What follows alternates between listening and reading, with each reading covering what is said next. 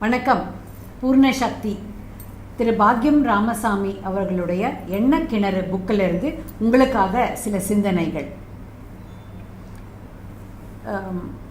ரொம்ப ஆழமான ஒரு விஷயம் இது. தினமும் முழு சந்தோஷத்துடன் தான் எழுந்திருக்கிறோம். ஆனால் அது காப்பியில் கொஞ்சமும், உப்புமாவில் கொஞ்சமும், ஷேர் ஆட்டோ அடைசலில் கொஞ்சமும், வள்வள் ஆஃபீஸரிடம் கொஞ்சமும், அடுத்தவனின் இன்க்ரிமெண்டில் கொஞ்சமும் கரைந்து போக நமக்கு என்ன மிஞ்சும்? மனைவி கேட்கிறாள் ஏன் டல் என்று. காசுக்கு கணக்கு ஒப்பிக்கலாம், கவலைக்கு முடியுமோ? இவ்வளோ ஒரு ஆழமான சிந்தனை. உண்மையிலே அப்படியே தூக்கி வாரி போடுது அதை கேட்கும்போது. கவலைகள்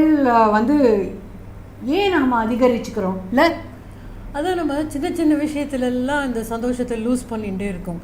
அந்த காஃபி சரியில்லை, உப்புமா சரியில்லை அப்படின்னு சந்தோஷத்தை லூஸ் பண்ணுறதை விட ஒரு நாள் காஃபி நன்னா இருக்குது அப்படின்னு பாராட்டலாம், உப்புமா நன்னா இருக்குன்னு பாராட்டலாம். அந்த மாதிரி சின்ன சின்ன விஷயத்தை கூட பாராட்டினா சந்தோஷம் இன்க்ரீஸ் ஆகும்.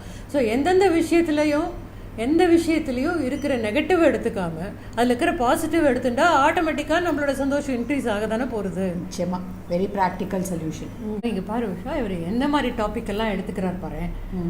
செத்தவரெல்லாம் சிநேகம் எனக்கு, கொடுத்ததை கேட்க மாட்டார், அப்படி கேட்டாலும் நேரில் வந்து தருகிறேன் என்று சொல்லும் பண்பு எனக்கு உண்டு அப்படின்னு சொல்கிறார். ஸோ செத்தவரெல்லாம் ஸ்நேகம் எனக்கு அப்படிங்கிறாரு. பேசாமல் சாவியே ஸ்நேகமாக்கிடலாம் போல இருக்கு. என்ன ஒரு தைரியம் வேணும்ல அதுக்கு. பாரதியார் சொல்றது நிலைவுக்கு வருதே, காலா உன்னை புல்லென்று மதிக்கிறேன், என் காலருகே வாடா உன்னை சற்றே மிதிக்கிறேன்றாரு. நம்மளுக்கு வயசு ஆக ஆக அந்த டெத்தை அப்படி தைரியத்தோடு எதிர்நோக்கிறது அப்படின்றதே அவருக்கு இருந்திருக்குது. ஆமாம், உண்மையிலே இது ரொம்ப ஆச்சரியமான ஒரு டாபிக் எடுத்துட்டு. தன்னுடைய நண்பருடைய ஒரு பழக்கத்தை சொல்கிறாரு.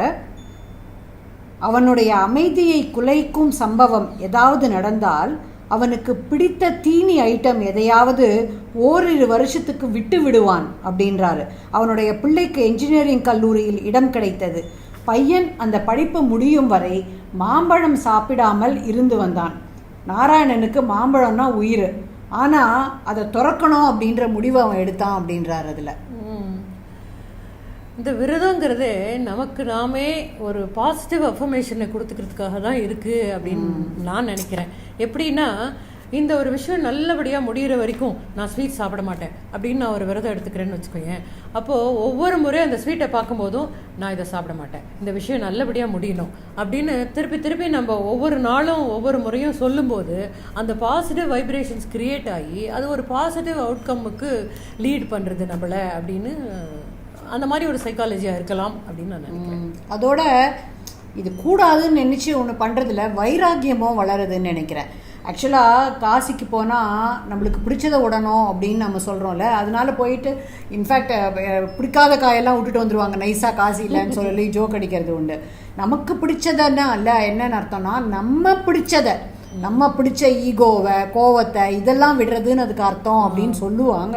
ஆனால் நான் என்ன தெரியுமா பண்ணேன், காசிக்கு போகும்போது அந்த திரிவேணி சங்கமம்ல 3 தடவை முங்கி எழுந்து எனக்கு ஜாங்கிரி அவ்வளோ பிடிக்கும், இனிமேல் நான் ஜாங்கிரியே தொடமாட்டேன் அப்படின்னு சொல்லிட்டேன். நான் இதை யாரும் என்னை கம்பல் பண்ணல.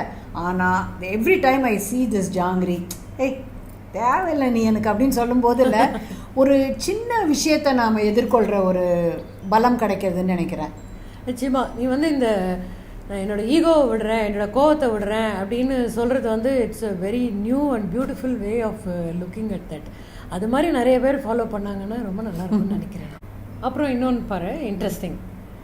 கமர்ஷியல் விளம்பரம் இல்லாமல் 24 மணி நேரமும் ஒளிபரப்பு செய்யும் சாதனம் நம்ம வீட்டில் பாட்டி தான் அப்படிங்கிறாரு. ஆனால் கமர்ஷியல் விளம்பரம் இல்லைன்னாலும் அப்பப்போ பழமொழியை எப்படி தூக்கி போட்டுட்டே இருப்பாங்க. பழமொழின்னு இல்லைன்னாலும் பேச்சு வாக்கில் வர சில மொழிகளை சொல்லுவாங்க இல்லையா? உனக்கு அந்த மாதிரி ஏதாவது சொல்றியா? அது பாட்டியால் மட்டும்தான் அது பண்ண முடியும். எங்கள் பாட்டி ஒன்று, அதாவது வாண்டாததெல்லாம் பண்ணிட்டு முக்கியமானதை விட்டுறாத அப்படின்னு நம்மளுக்கு சொன்னோன்னா அது மண்டையில ஏறாது. ஒருத்தன் என்ன பண்ணான்னா, கல்யாணம் பண்ணிக்கிற சந்தோஷத்துல தாலி கட்ட மறந்து போயிட்டானோ அப்படின்னுவாங்க. மறக்குமா அதுக்கப்புறம் நம்மளுக்கு அது போய் நச்சுன்னு உட்காந்துக்கோம்ல. Cute way of expression. நம்ம வியூவர்ஸ் கிட்டையும் ஏதாவது இந்த மாதிரி பழமொழிகள் இன்வைட் பண்ணலாம். Done done done. பூர்ணசக்தி நேயர்கள் உங்கள் பாட்டி மூலமாக பெரியவங்க மூலமாக வந்த இந்த மாதிரி பேச்சுவாக்கில் வந்த அழகான மொழிகள் இதை டாக்குமெண்ட் பண்ணுறதுக்கான ஒரு அற்புதமான சந்தர்ப்பம் இது. நீங்கள் என்ன பண்ணுங்கள், இங்கே வர மொபைல் நம்பரில் ஒரு வாய்ஸ் மெசேஜாக எங்களுக்கு அதை அனுப்பிடுங்க. அது என்னது, அதுக்கான அர்த்தம் என்ன, சுருக்கமாக இது எல்லாத்தையும் இந்திரா வந்து ஒன்றா கன்சாலிடேட் பண்ணி உங்களுக்கு வழங்குவா ஒரு வாட்டி. என்ன சொல்கிறேன்? Yes yes will do it. பொறுமைக்கு நன்றி. வணக்கம். வணக்கம். கட்டாயமா நிறைய பேர் கூட ஷேர் பண்ணுங்க அண்ட் சப்ஸ்கிரைப் பண்ணுங்க. அப்பதான் பூர்ண சக்தி வீடியோஸை மிஸ் பண்ணாம பார்க்க முடியும்.